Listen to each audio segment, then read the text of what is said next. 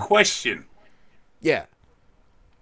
Would you have a upper limit of milligrams where you'd be like, right, now we're definitely in cycle territory and we're no longer... Ooh, that's a good TRT. question. So where does TRT Plus end and where does a low-dose low-dose cycle start? What's up, guys? Welcome back to the podcast with Dave Crosland. I'm Scott McNally, and all of our programming is brought to you by you, the people of Patreon. Thank you guys very much for your support. In fact, I think we have a couple Patreon questions today. We are brought to you by evalbloodanalysis.com. If you're in the UK and you're on cycle, then you definitely should get your lab work done by Dave. I mean, regardless, wherever you live, if you're on cycle, you should get your labs done. But you can do that with evalbloodanalysis.com if you're in the UK.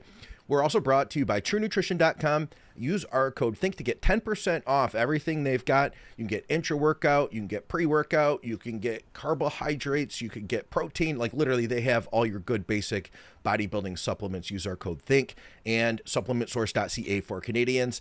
They have great deals that change week to week. Last but not least, Strom Sports Nutrition, now available in the U.S. too. I'm taking Thrombomax right now. In fact, I got to take my Thrombomax. I didn't take it yet today. Good for guys that have thick blood like me. And they've got a lot of great line of health stacks, especially if you're on cycle. Check them out. Dave, what's going on, man? We got a bunch of fun stuff lined up today. I'm not here. Woo. What do you mean? I'm a ghost. Woo. Guys, so here's our topic. First of all, I'll tell you what the topic is, and then Dave wants me to tell this story to you. So our topic for the day, and Dave's going to love this one if you guys know the show, the best TRT Plus cycle. It was asked in the feed. Dave loves TRT Plus. Dave's a big fan of TRT Plus. I'll wait for him to hear me say that. Dave's a big fan of TRT Plus. He's always been advocating that you use a little bit more than what you need to get by. He's just kidding, guys. That's how I manage my diet. Just eat a little bit more than what you need. Okay, so we will get to that, and we're going to get to all your listener questions. But there was a moment that I thought Dave wasn't with us anymore. Day before yesterday. I thought I'd unalived. I thought Dave was unalive, and listen, man. He cried. Helps. Okay, no, I didn't cry. But I probably would have if you wanted to be pretended completely and honest, said you did. Here's the deal. So I talked to a client, and I was sending him a voice memo, and I mentioned something about Dave Calick, who had passed away, and he responded a little bit later, and he said, "Did you say that Dave Crosland passed away?" And I didn't read it right when I saw his message. I thought it said, "Did you see that Dave Crosland passed away?" And like for 1 minute, I thought you were gone, dude. But listen, it wouldn't have been the first time. Like, I mean, you were pretty dang close. You had a heart attack. You busted your leg up pretty bad that one time. That wasn't good with your health conditions. Dude, during the shutdown when everybody was catching that virus and it was really bad, Dave got pneumonia and he was in the hospital, and then he got that bug on top of the pneumonia. So there's been a few moments that have been kind of tricky. So I got pneumonia, then I got bilateral blood clot. Yeah, and then you got. Then I got the bug. Jesus. So yeah, but here's the truth, man. I'm want like you a to take care of cockroach, yourself, because I do worry that one day I will get that message, You will. And I don't want to get that message. You know what I'm saying? And I just want you to take care of yourself. Okay, and I will take you off my inform list and put you on my do not inform list then. How's that? Because you're going to get it at some point. You are definitely going to outlive me. Let's not beat around the bush here. Well, we'll see. We'll see, man. I'm a bit like now, a cockroach, man. You know what I mean? Quite hard to kill. All right. Anyways, guys, here's our topic. And like I said, you could leave us questions too in the next show. TRT Plus.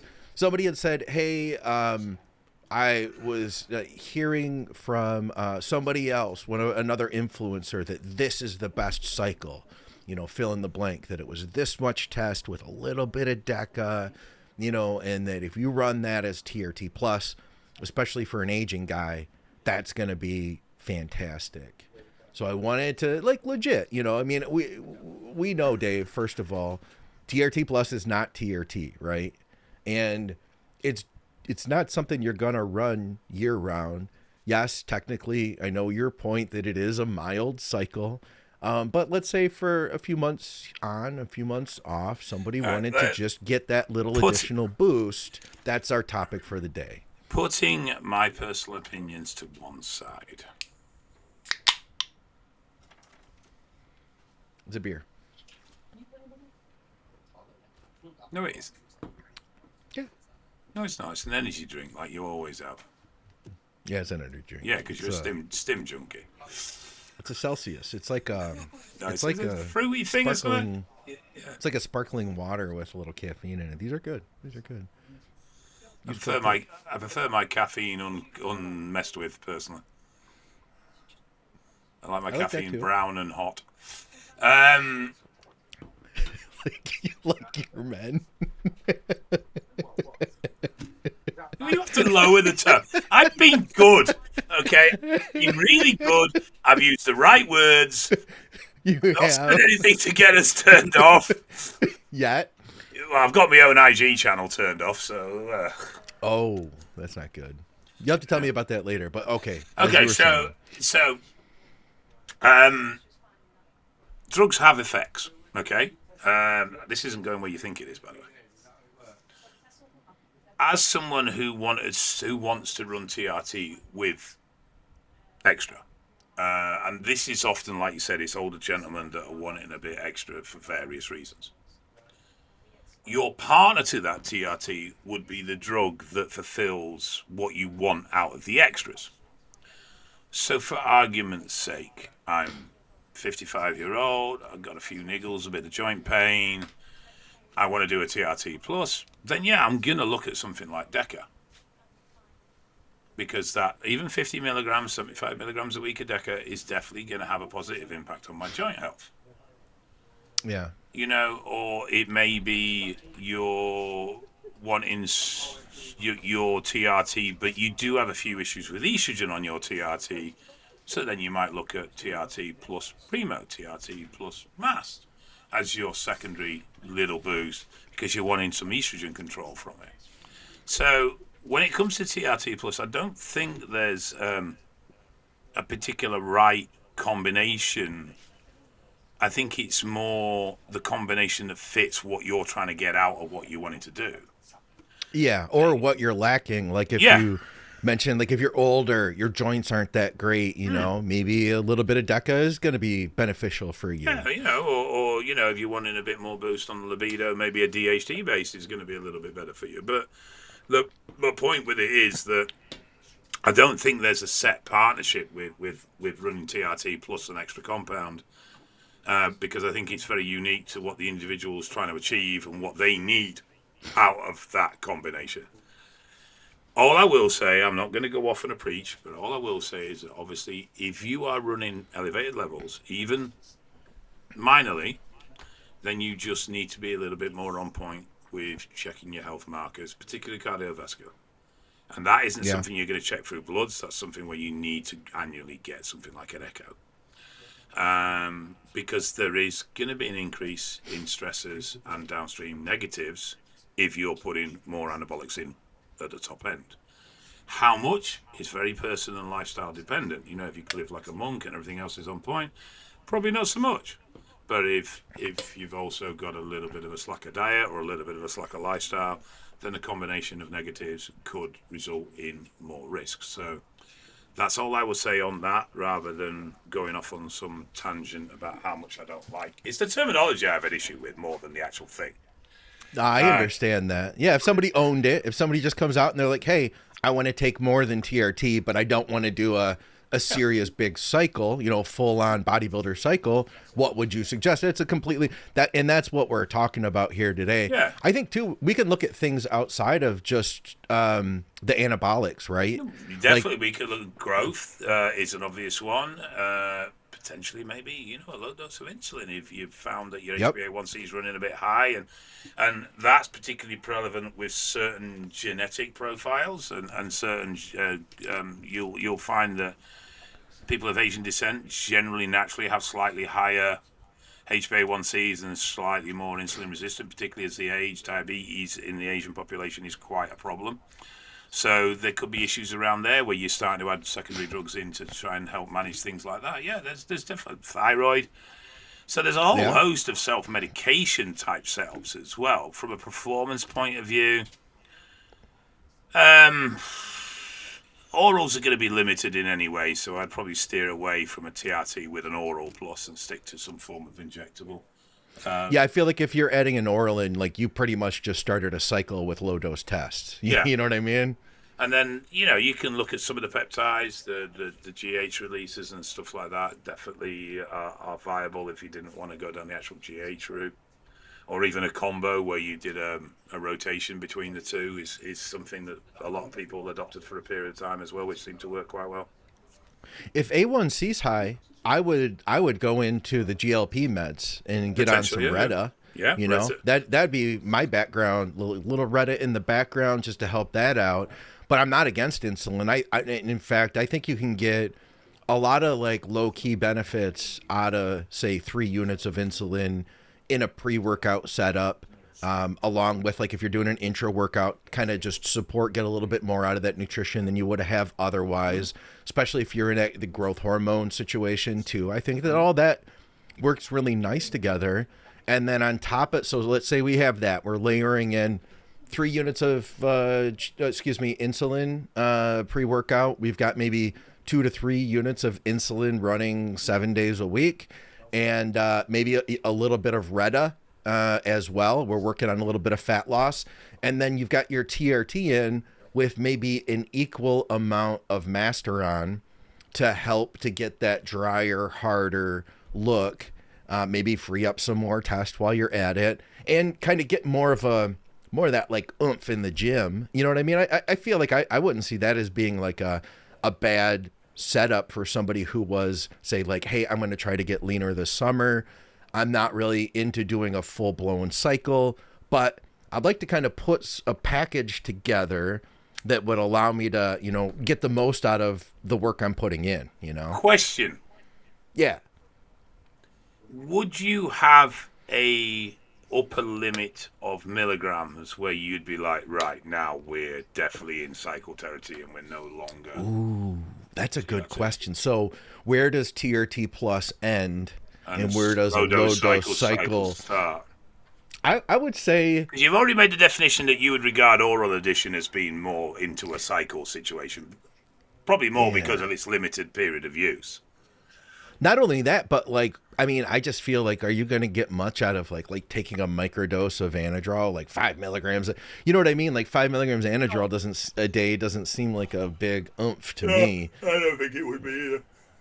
Yeah. So go on. Where does one stop and one start? Okay, let's say that true TRT. Let's say true TRT for a guy is, let's call it 150 test. Yeah, and that's all they need. At that level, they're going to be at like mid to higher range, but they're not at the point where they're getting so much estrogen that they're having any estrogen issues. Obviously, on top of that, we're going to, at this point, just look at anabolics. How about if you went to double that, beyond double that? If you go beyond 300 total milligrams, I would call that a legit cycle. Yeah, I think that's, I would say that's fair. Okay. Yeah, I would say that's fair. I think sub 300 as a cycle is probably sort of borderline going to be difficult to be effective unless you are super on point. Yeah, so, I mean, you'll get something though, right? Like, dude, if you're taking 150 test and you even took, like, I guess it depends on the compound. If you took 100 Mast on top of that, or if you just took 250 test, I mean, that in itself, like, I think you'd feel something. But it depends on the compound, because let's say it was 150 tren, like, that's a big jump. You know what I mean? Yeah. So, what's your thoughts then on duration of TRT Plus? Do you accept the year round, which most people run with it, or do you think there needs to be periods of break? I'd want to get levels back. Let me first say this. So, Dave, and I've told you before, there was a period of time that I just decided, screw it. I'm not taking my test down below 300 year round. And it was in that phase that I started experiencing exceptionally high hematocrit. I'm not talking a couple points high. I'm talking like closing in on 60. and I started doing therapeutic phlebotomy through my doctor. And in order to get that down, I had to go in for phlebotomy once a week for a month, and then once every third week regularly. That's an 18-20 gauge needle that they're jabbing in your arm every week. Well, it's not that. There's a bloody cost. Yeah, there's a cost, dude. Well, with my insurance, I was paying like $500 every 6 months. So, I mean, it was a cost, but there's also like, I mean, dude, I just don't think it's healthy to make that. That's not maintainable. No. It's not sustainable, you know, and it's not healthy, I don't think, to be getting yourself jabbed up that much, you know. So that would be, I would say, a limiting factor. I would say that as you are monitoring your bloods, I would want to take at least, let's say, I'll say if we're going extreme, I'd say no more than 8 months on per year of TRT Plus. That would be like high end. Let's break it up into a couple of chunks.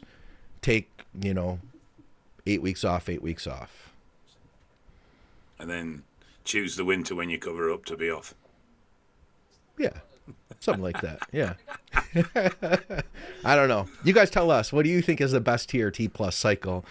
It was Ron Harris, by the way. Ron Harris said that he's on 250 test, 100 deca. Can't remember the HGH, but what do you think of the test deca levels, just to give myself, who's never used PEDs, to go up a level? So this guy who was asking about what's a best TRT Plus, he's never done anything. Yeah, I think that's a bit strong, to be honest. I'd like to see the test lower. You're 350 there, which from someone who's used nothing, I think he would get more out of starting at lower and exploring that for a good 6 months before he goes up to that sort of level. And also there's the experience element of this in knowing what feels right and what feels wrong. If you haven't run a legit sort of correct TRT dosing, keeping your levels in range, you don't have a baseline of how you should feel on TRT. So then you don't know when you do push it up, what's abnormal and what's not abnormal, because it's all normal, because that's all you've ever experienced. So I think it's important to have some foundation in a genuine correct TRT. Be it 3 or 6 months, but I would have said ideally 6 months, so at least you have an understanding of how your body reacts at a regular dosing before you start looking at going to a TRT Plus scenario. Yeah, I'd go with that. Hey, kind of a follow-up here, and I'll just kind of dive into the listener questions. And by the way, guys, if you have questions that you want to ask on the show, then comment below. Also, you can tell us about how you used to hate Dave, but now you like him. Do you remember that from last week? That was a funny comment. The guy was like, we really like Dave. I used to hate the guy, but I like him now. You never can control what people think, Dave. You never can, You can just try and be true to yourself, sir. Yes. And that's all you can be. If you try and live your life in some form of honesty, then you won't go far wrong, I don't think, because at least the people that are around you because they like you. Yeah. And not what you propose or pretend to be. And there you go. That's all you get for Dave's advice this week as well. We'll see about that. We'll see. We might squeeze one more out of him later. Guys, all right, what's this? It says, okay, kind of a follow-up. Would there be any reason to cruise /TRT if your bloods are in range? I guess not really. He's talking about doing a full-blown cycle. If you're on a cycle and the markers are in range, would you just keep running it? Or are there reasons to come off that would be beneficial outside of this? Yes, several factors. Bloods are not the full story. They are useful. They do show us indications. What they are not very good at showing us is how healthy your heart is. What they will show you is risk factors that would contribute to heart problems, but they don't actually give you any real indication of where your heart health is. That's going to need more of a physical examination in the form of ECG, ultrasound, those sort of things. So that's one. That it's not a completely comprehensive check. 2 is there are stress factors from using anabolics. And you'll feel these. You will feel slightly down, slightly under the weather. So that is another indicator. And if you want cycle, the problem is the longer you're on at a dose, the more you will normalize it. Yeah. So there is benefit to limiting exposure, both psychologically but also physical response. The healthier you are, the fitter you are, the better you will grow. When you introduce drugs, that health and fitness starts to decline. So it's a case of get nice and healthy, introduce drugs, and you'll have a sweet spot for quite a while where you're fit and healthy and the drugs are working really well. But eventually, the stress from those drugs will start to be counterproductive to health and wellness, and then you will start to see progression slow. You'll start to see niggles appear, and a general malaise will start to creep in. If that happens, off, freshen up, get feeling fit and healthy, and go with it. If you back your cycles too close to each other, you will actually compromise progress. So, Yeah. though it's difficult sometimes to do mentally, having a slightly extended period off between cycles, working on improving fitness and health, will pay dividend when it comes to the next cycle and progress. And we've all experienced, and we've talked about this loads of time, it's very rare you'll get bulk into bulk that stay progressive. You tend to do bulk, consolidation, bulk. So if you can have a longer time where you're working on health and fitness, you'll find that your next cycle will be more responsive than if you haven't done that. Yeah. Yeah. And I'm seeing that right now. I've got some guys that competed last year, and we are taking this year off to grow, planning to go into 2026 early season. And, one guy in particular, Jordan, incredible progress. He got 7th at his first national show. He did USA's in Classic, and 7th place was and they actually had him in the first call out for that too. So they were considering, I think, even pushing him further. But first national show, I think second or third show altogether, did fantastic. We pushed him up from like 200 to 255, I think, or 250 last year, and now we've gotten him up to like 255 here in this off season, but with much better condition. We took a break. Now we're going back on, but I don't expect him to do that again. We're not going to get to 300. You know what I mean? In the second cycle. Yeah. No, it's like, I'll take 260, 265, something like that at most. Yeah. So yes, actually, I do think breaks are important. I'm agreeing with you 100%. Actually, Jordan did make a critical error, man. And this is something maybe we should tell the audience. He got into a friendly arm wrestling match with a friend of his, and he strained his bicep. And as a result, it kind of effed us, because he had to take a month off of training basically, and we were looking to push up to that 260, 265, and this would have been the exact time he would be there. Funny you mentioned that. I made a similar mistake. Yeah, recently or no, back in the day. Okay. I remember his name. Big lad, used to train at the same gym as me. We got into a conversation about arm wrestling. I was much bigger and much stronger than him, so it was like, yeah, I'll give you an arm wrestle. Why not? Nearly put my arm through the counter. Turns out he was a heavyweight pro. It serves me right for being cocky. He put your arm through the counter? Nearly. Didn't quite, but nearly. Went down that fast. Just whack, gone. Did you hurt yourself? Yes. I strained on my bicep tendons. Oh, man. That's how Ian Valliere, before he was even pro, he had some incredible arms on him, just like thick, massive. And he ended up with like a spiral fracture through his arm as a result of arm wrestling somebody when he was younger. We're idiots. We are idiots. I deeply regretted that for several weeks afterwards. Dude, Adam Young, 212 pro, now retired. He was just over in Japan to support Dorian Haywood, who ended up freaking winning the Masters Olympia. The Masters. By the way, shout out to him. Yeah.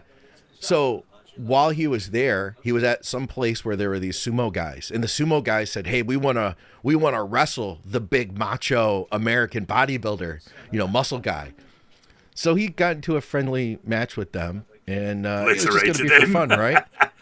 He lasted literally like 10 seconds before he ruptured both quad tendons. Poor dude is effed hard, man. Yeah. He has a GoFundMe up, by the way, guys, if anybody wants to help support Adam, because that's a painful one.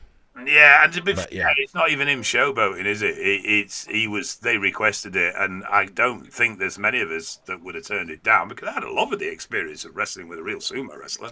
Right? It would be fun, man. You know, lost, but I would have loved the experience to try and do it. So, but point being, guys, like really watch yourselves. If you're really pushing in bodybuilding, you need to really look at yourself as an athlete. Don't do anything. And also, too, that's a reason I think that it's important to maintain athleticism through our bodybuilding. You know, don't be immobile and bound. Don't be muscle bound. You know, as the term is called. Random question from Gadgets in the live stream. He says, you were going to run a high dose GH experiment, say 15 units for a month. Would you do it during a blast phase or a cut phase, and why? Let's assume 1 gram of sauce per week and a sensible surplus or deficit, depending on what the goal was. I would do it in a mass building phase. Yeah. Mm-hmm. I don't think there's much benefit to high dose in a cut. Whereas, well, to be honest, I don't think there's much benefit to high dose anywhere. But if I was going to do the experiment because I wanted to see how I affected, I would go in the. What you're going to get out of it is a high level of intramuscular water. So off the back of that, you should see some solid strength gains and be able to push quite hard and heavy in the gym. You might as well make use of that in a bulking. And obviously improve recovery, where you're not going to get... If you went from, say, 4 IU every day in a fat loss cut and up that to 50, you're not going to get 3 times the fat loss effect by tripling the GH dose in a cut. Absolutely. But you know what? If you can handle it and still look good with it, like, you know, because I'll have some guys that run growth and they get to a certain dose and everything just spills over. Yeah, water and it smooths them out. But I have seen it work for guys. They can run higher doses while they're dieting. And if you can get, like, if he's a competitor and you can get that added fullness on stage, it really can bring a different look to the stage granted, if you can dry it out. But I think as an experiment, I would go the bulking phase first, and then from that you can see how you react to it and know if it's viable in the opposite. I would personally rather run. I think that longer term with growth is more beneficial than a shorter term. Yeah, so I'd rather take 7.5 units and run that for 8 weeks versus 15 for 4. You know, That'd be my take at least. What's he doing with growth otherwise, I wonder? All right, we got a bunch more. Jump back in here. How about this one, Dave? Tesamorelin had research for visceral fat destroying. Does this mean that it would be a great addition for bodybuilding? What is your guys' opinion on it?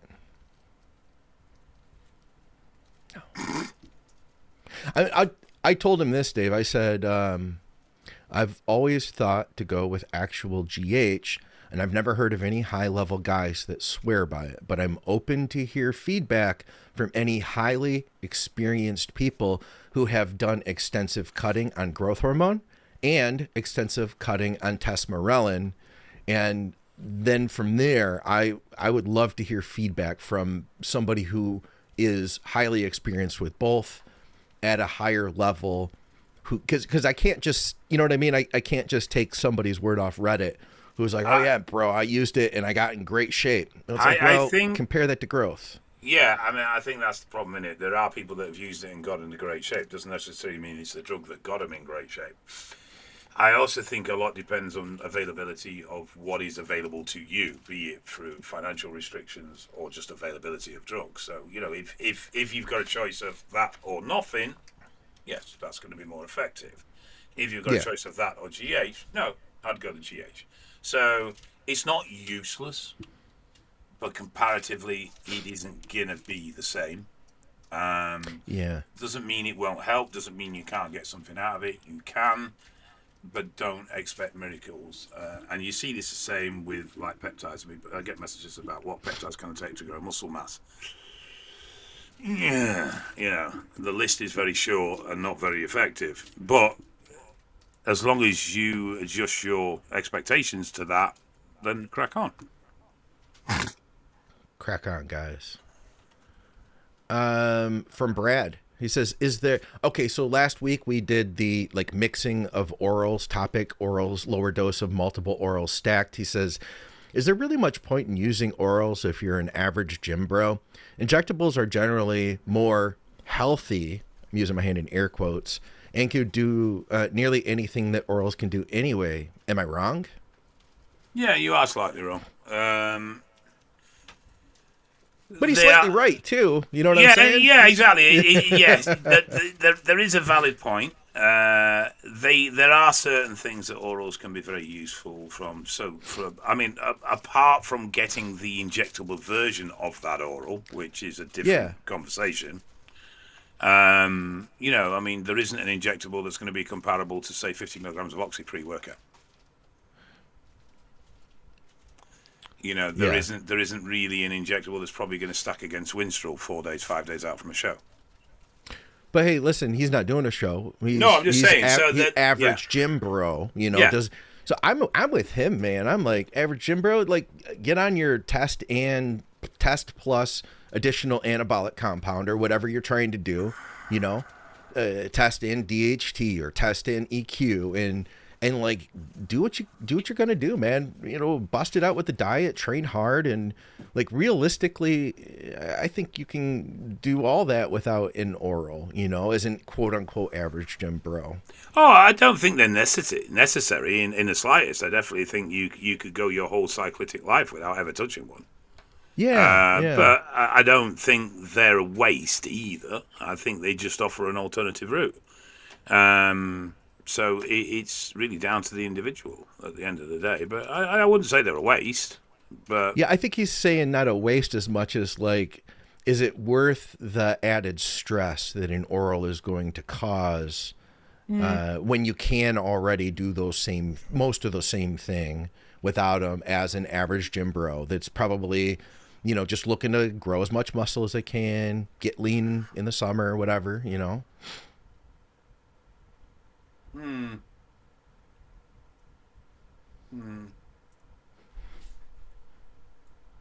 One to ponder on.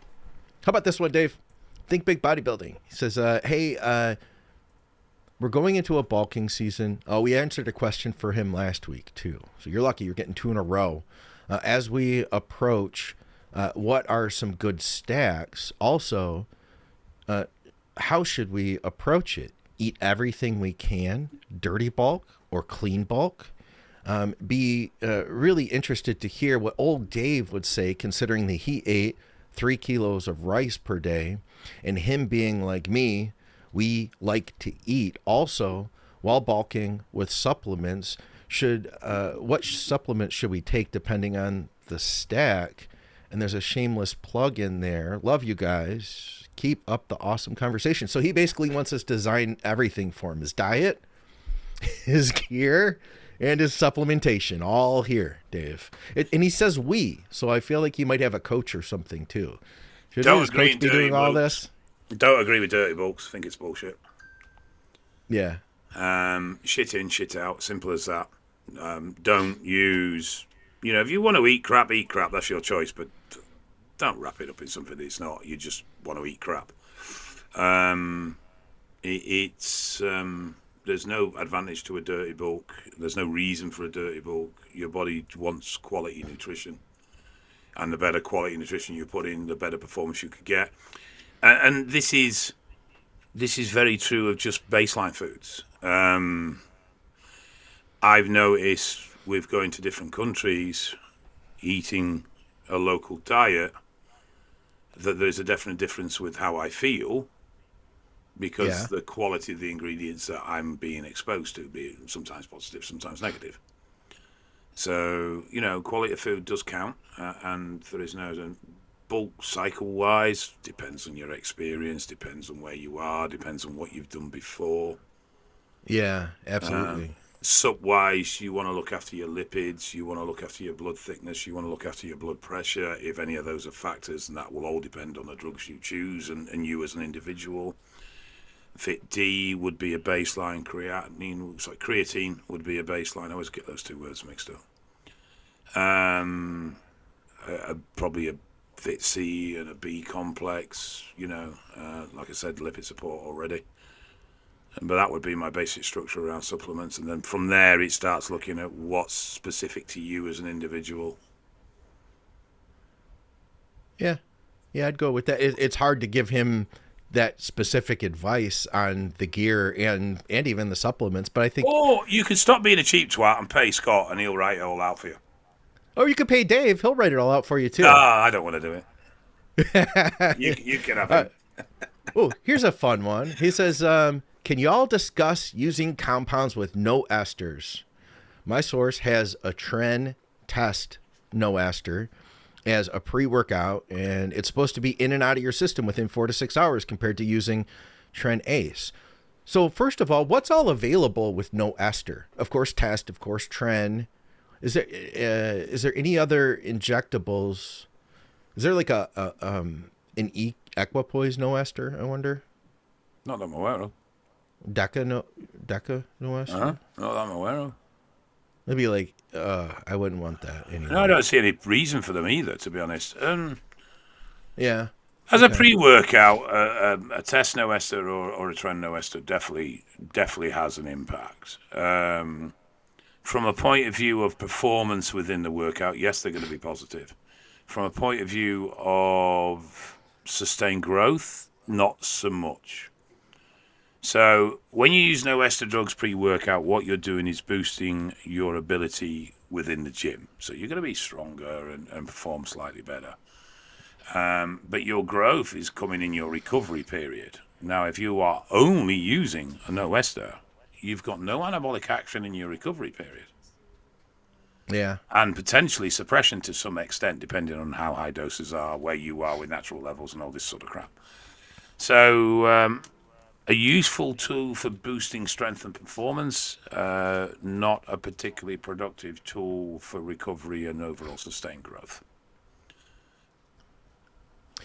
I got this bottle once of 60 mils of test no ester, and I went in on it with a friend of mine. Like, we split the bottle. So I got 30 mils out of the bottle, and I drew out 30 mils, and I put it in the bottle for the other guy.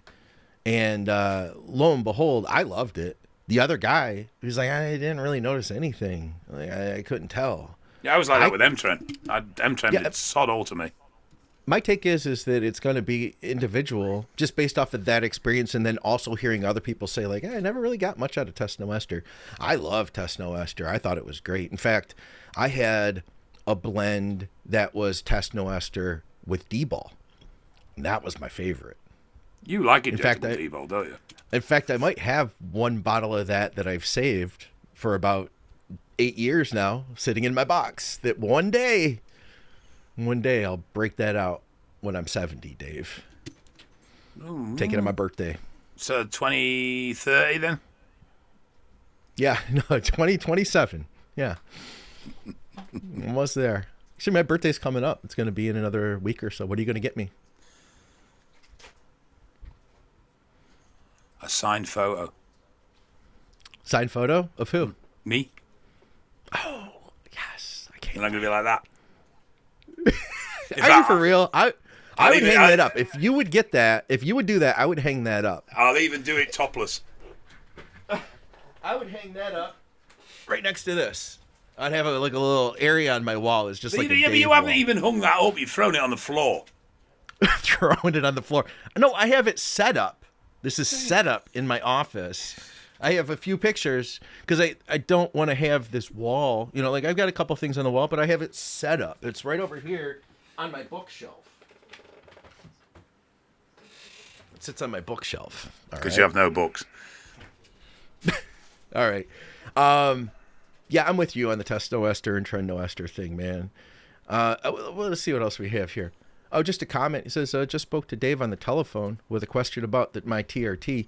What an absolute gentleman. Thank you very much. I appreciate the Where advice, the hell's and I will that? be in touch before my next cycle. Enjoy your holiday. That's DSKG4DO. Is That's that probably not his real name. Is that in comments? Yeah, that's in the comments from 6 days ago. All right, I was going to say. I thought you meant Another it was comment. Go on. I'm going to have to buy you guys dinner. You save my Monday every week. Love the show. I'm up for that. Yeah, no problem. Me I'll too. tell you Where the we rest of going? it. Yeah. Well, you have to pay for Scott to fly over here. Where are we going, Dave? What are we going to get to eat? Ooh, now. Might take you to Ivy. What's that? Expensive. I just want like some classic fish and chips. All right, I'll take you to Compos then. Okay. No, actually, Yeah, I'll take I'll you go to there. Harry Ramsden's. They have better No, stuff. Harry Haywood, sorry. Better stuff. They're much better stuff, yeah. All right. Compos changed hands about a year ago, and it's gone downhill a bit. What do you dip your fish and chips in? Do you dip it in any sauces? So over there? you generally speaking, you have a couple of choices depending on where you're located within the country. Yeah. So you have curry sauce, Chinese curry sauce, Oh. gravy, Okay. Yep. I remember that. That's what I got over there. That was good. mushy peas, I got that too. or beans, Another time. as in baked Or beans. baked beans. But you guys don't do tartar sauce. Yeah, but not usually as a dip. It's normally just a squeezy thing that you can get from the chippy. Okay. But you actually generally all those will come in a pot, an extra. pot. Yeah. I like the gravy. That was a good one. That was a good choice. Curry sauce. All right. I never tried that. I'd give it a go, but it just doesn't strike me as like I don't do curry and fish for some reason. It's never been a combo in my life here. Oh, it's not like you're thinking. Honestly, it's not. It's a powdered sauce, and it's very standard across every fucking chippy you go to. But there's something about it. There's just something about it. Here's a question for you guys. Can you use Trestolone and Nethe as a test base? And what are the vials that just say test base usually? Oh, and what are the vials that just say test base usually dosed at 50 milligrams? So he's asking two questions, I think. Yeah. So test base means test no ester. So you're not going to use that as a. It's not meaning test as a base compound for a cycle. Yes. Trestolone, yeah, technically, yes. It can be a little bit difficult estrogen management wise, but it has been trialed as a TRT, and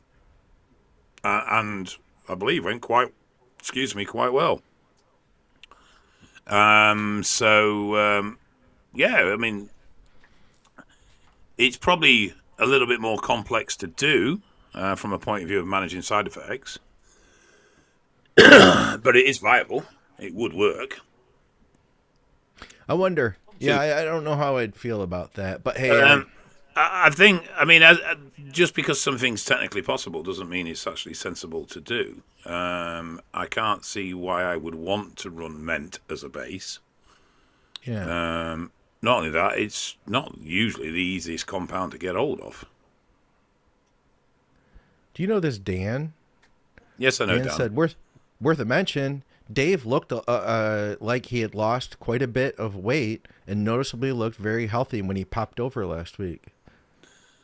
Oh, that's Yep. Dan Bastick. All Yeah. right. Yeah, I know Marna's Dan, felt. too. Yeah, I called in at Yeah, theirs yeah. to train Marna. And Okay. they tried to talk me into having a Turkish that ended up giving Dan food poisoning, so I'm very glad I declined. Poor Dan. He was Because, not. It was a very poorly buddy the next day. Couldn't tell him otherwise. His head would get bigger than it already is.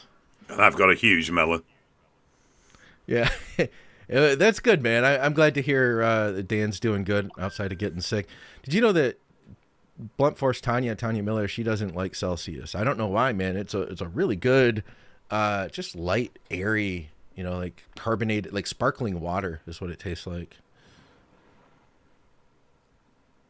I'm just looking at the comments here. Yes, men has been used as male birth control. That is in higher doses, yes. But 20, I think it was 25 milligram a week. They were trialing that. I thought for TR2. Was it that high? Okay. might have for been lower. TRT. Yeah, for TRT. Yeah, 20 I'd heard about it used as a male birth control or trialed as it. I don't think they've been, following up with that. I mean, as a compound, man, I think that stuff's really strong. And the methyl estrogen that you get from it, I speak firsthand. You want your estrogen to already be in real good control if you're going to run that in a cycle. That's the lesson I learned from that. Acetate, other hand, man, no issues for me. But then again, my estrogen was under really good control when I started that. Let me see if I think a couple more here. There was a really, another kind of a follow-up comment. One of our listeners said to the follower, to the fellow about the test trend Mast who got gyno. Remember that guy?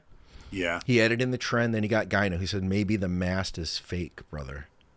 That Possibly is, more tests. In this marketplace, that is a very possible problem, yes. Totally agree. Yeah, especially, with how Mast is right now. Have you seen any more availability of Mast and Primo? Now, I'm seeing it, but I'm seeing the prices are jacked way up still. There's been, I've seen it creep up. It does look like things are starting to recover a little bit. I found in general, too, because the guy was doing okay, he added in Tren, and then he got gyno. I find that if your estrogen is under control, under wraps, then you'll be less likely to have that happen. In fact, I haven't had any issues with prolactin if estrogen is under wraps, with Tren generally. That's the way I've always found it. Control the estrogen, you're less likely to get issues from the prolactin. Yep. All right. I think that might have been everything we had, Dave. And we don't have any Uncle Dave's advice questions. Yay.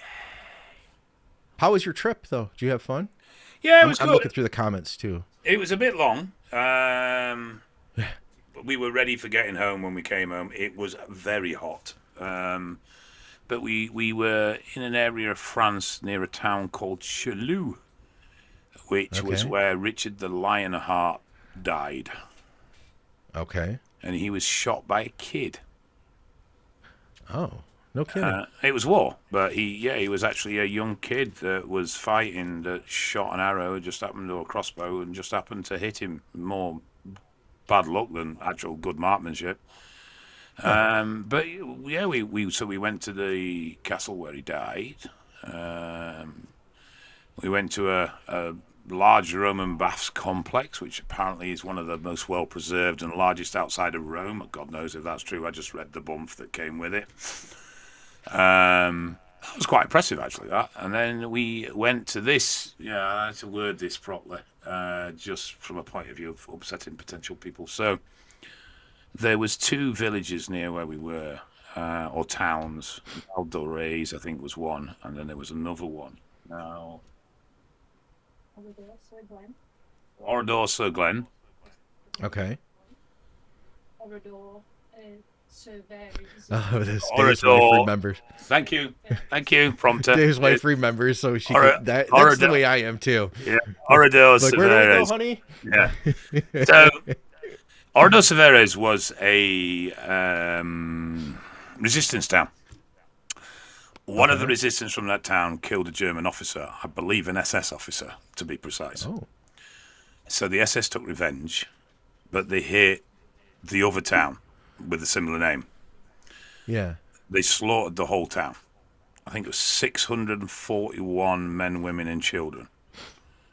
They ran to take refuge in the church, so they threw gas grenades in the church and then set it on fire. Ooh, wow. The next day, they then took all the bodies and buried them in mass graves, so it made it very difficult to identify anybody. The town has been preserved as the Germans left it. As an example to show. As a memorial, basically, yeah. Yeah, wow. So, and we went, and I know I've never been to Auschwitz, but everyone I know that has been has all said the same thing.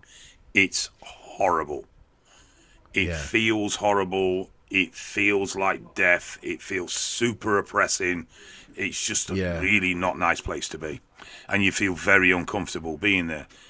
Didn't get that here. It was very peaceful, very relaxed. There was no sense of tragedy about the place. but it is just a living memorial that you can walk around. And all the people that they know that died, their picture and their name is up on the wall, so you can see every single individual that was in the village. Wow.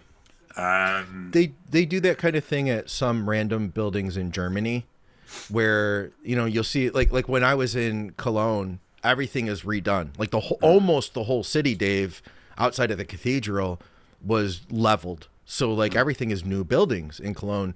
But occasionally you'll see like one building. Like I went. They've got the Roman road in Cologne, haven't they? I didn't go see that. It's near the cathedral. Actually, wait. I did see that actually. Yeah, it's like underground. It's like the stones are still there with the rut tracks in them. And yeah, it's just a section of like 20 meters, 10 meters or something. That's right. And there's an archway. Yeah. There. Ron Partlow and Jamie the Giant and I visited that while we were there. In fact, I think I have some pictures somewhere of that of all of us. Yeah.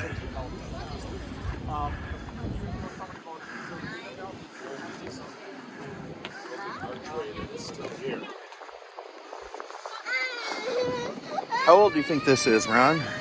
Wow. At least 1,000 years old.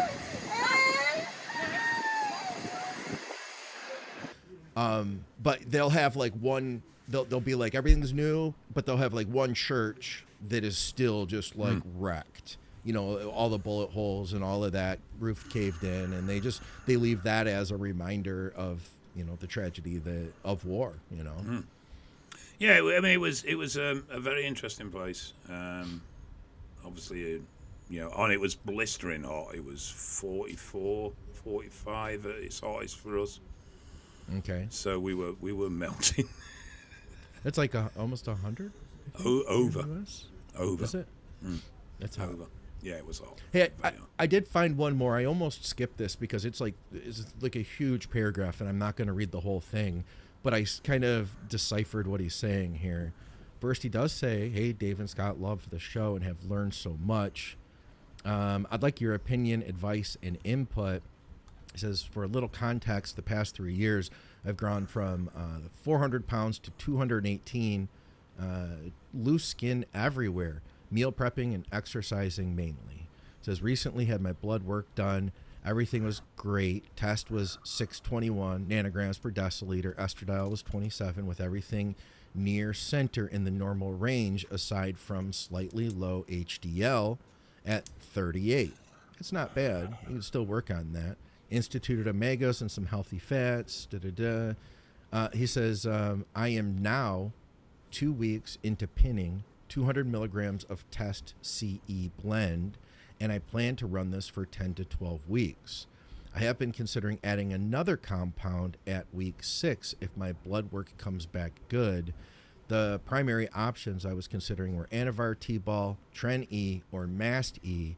Any considered would be at lower doses. Let's see. So, short question, long. Would there be any significant benefit gained from adding one or multiple of these for the last 6 to 10 to 12 weeks, or weeks 6 through 10 or 6 through 12 to finish the cycle out? Or would you recommend one over the other, or even at all? I'm going to stop reading there. I'd probably go Mast. Yeah, I'd be good with that. I'd be good with adding it now. Yeah. Even. You know what I mean? I'd probably go Mast. I'd probably stick some Mast in. I like scaling cycles as you go through. So I think a 6-week start point is as good as any, and just rack it up a bit for the last 6 weeks. And I think Mast would be a good choice. From what he's saying, I think I wouldn't look at Tren. I don't think there's the experience there to really start using Tren. No, not in your first cycle especially, And you could always... I also don't see the point in adding multiple. It's add one. So either go the oral route or go the Mast route, but add one. Don't throw the kitchen sink at it so early in the game. You've got plenty of time to play with other stuff at a later date. Yeah. If he added one and he did what he said that last 6 weeks, I'd go with Anavar, personally. That way, because an oral is going to kick in faster, give you more effect. He's only talking 20 milligrams, so it's not that much at all. Mm-hmm. If he added Mast E, I would add the Mast E in now. I'll just add it in straight away, man. That way, run that as long as possible because he's only taken 200 tests. So if it's 200 tests, I'd add in 200 Mast and 400 milligrams total hormone. I'd run that for the rest of the cycle if that were my. But I don't think he needs to do anything at all, even. I mean, he could even run a little bit more test. That's he could just up the test slightly as well. Yeah. He's got a lot of room there. Yeah. I'm with you, though, man. No need for tren. And I would try to hold off on tren as long as possible, honestly. Yeah, I agree. All right. Dave, you have anything new going on with things? Loads of things. Yeah, loads of things. I thought you might. Yeah. Oh, and tell me, what happened to your Instagram? Not that we've actually prepped any of this beforehand, because we generally haven't for a change. So with my Instagram, I had 2 black marks for posts. One was a tren video. What did you do? No, I just put a video up about tren, and they pulled it and said basically that this was bad content. I appealed it as educational, and they refused the appeal. Huh. And then there was another one. I can't remember what that was. Same scenario, and then we put an ad up for the ped course, and they flagged that as promoting use. You're under their watchful eye now. It sounds Yeah, like. it would. So I again appealed that, as this is an educational course teaching chiefs about arms and management and such like. And well, the thing is, you don't get to say anything. You just get to say that you disagree, and then you've got a choice of what of the 5 reasons you disagree, and then a couple of options of what it may be. And that's it. You know, you don't get the actual opportunity. So I don't know if it's because when Tony does the post, she puts everything in word banners as well. So I don't know if we're putting a word in that's triggering. It could be. Or it's the verbal. But anyway, so what they've done is they've banned me from live for a year. From live? You can't do Instagram lives now? Can't do Instagram lives for a year. Wow. And they've banned me from messages for 3 days. Oh, poor Dave. Can't message on Instagram for 3 days. It's terrible. It's a hard life, and I will accept my punishment mercifully and humbly. Interesting. So, yeah. And that's it? That's it, but it's just a bit of a pain, really, because obviously I get quite a lot of Instagram messages, and people are automatically assuming you're going to ignore them, aren't they? Yeah. Yeah, that's lame. And then what we got coming on, so Eval has quite a lot of changes. So from the 1st of September, we will be working with Randox. So new UCAS lab. And same tests will still be there. The reports will change. So you'll now get a results. You'll now get what's known as a scale bar report, which is like a slider with all the explanations, and then you'll get a summary report, which is our interpretation of your results and advice about what you can do, etc. Yeah. So the scale bar will hopefully satisfy those that want a bit more tech info, and then the summary will still be very easily consumable language, so that people can still, understand what it's actually telling them to do. Yeah. And then we see the introduction of about 25 more tests, including IGF-1 and some genetic cancer marker testing, and some advancement on prostate testing and stuff like that. Okay. How about sensitive E2? No, I tried, not available. It's a real pain. The thing is, we don't actually get asked for it that much, and the only labs that do it, it's like a 3-week turnaround, and it is very expensive.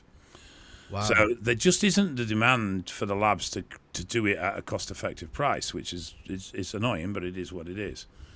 Yeah. So we're also looking at expanding our sites through the collaboration. So what we'll be able to do is people can go to any Randox site, which there's 50 of, and do our bloods through there. Oh, okay. So you don't even have to do the draw then? No, but there is a slight increase in cost because Randox. So in our price breakdown, we obviously have the test costs, then we have the cost for the phlebotomist. Right. And then there's the report, but we just do it as a single price, so we don't do it. Some companies do them as add-ons. So you'll have the test price, then you have to get the phlebotomist, which is an extra cost, etc., etc. Yeah. Randox charge us more than we actually charge for our Fleming. So, unfortunately, if you use the Randox sites, there will be a £10 surcharge just to cover the extra cost of the Fleming.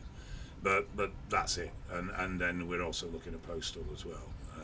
But that won't come. You're looking at what? Postal. Oh, okay. I don't like postal. I don't like the control being in the consumer, and that's no disrespect to consumers, but they're not always great at caring for the bloods post draw. But we constantly get asked for it, so I'm trying to see if there's a way of implementing it in a minimal negative, possibility way, so that we don't get too many problems from people just not understanding what they need to do with those blood samples once they're made. What I'll never do is finger prick. So it'll be venal draw, which means they will still have to go and find a phlebotomist to do the blood draw. So it might be we don't go that way yet. I don't know. We'll see what happens when we introduce the new 50 random size.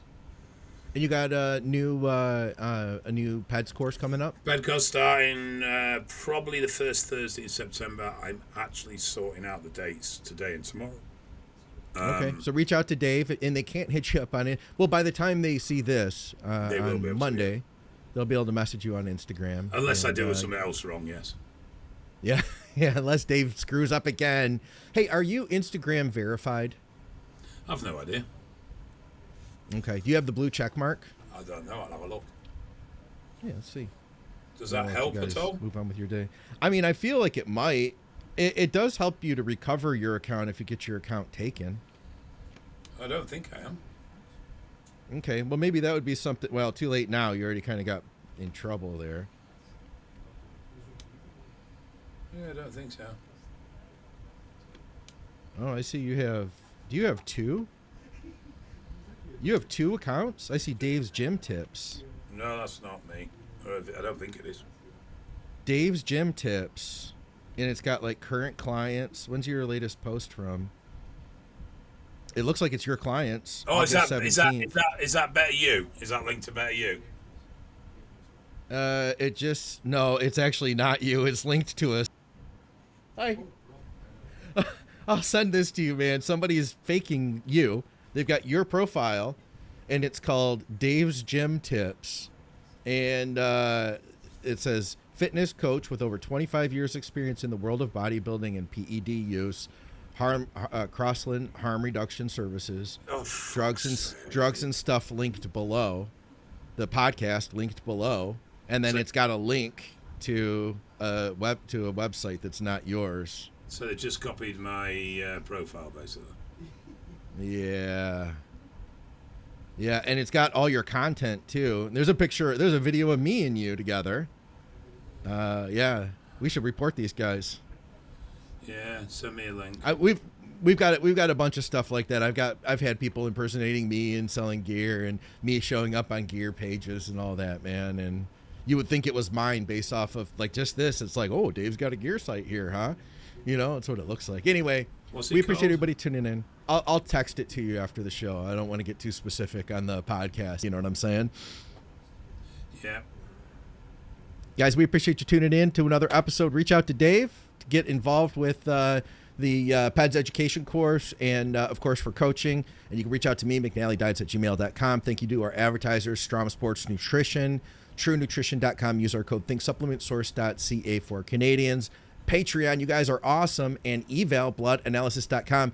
Check out Eval for a bunch of new blood tests, guys. For another episode of the podcast, we'll see you soon. Thanks, Dave. Pleasure.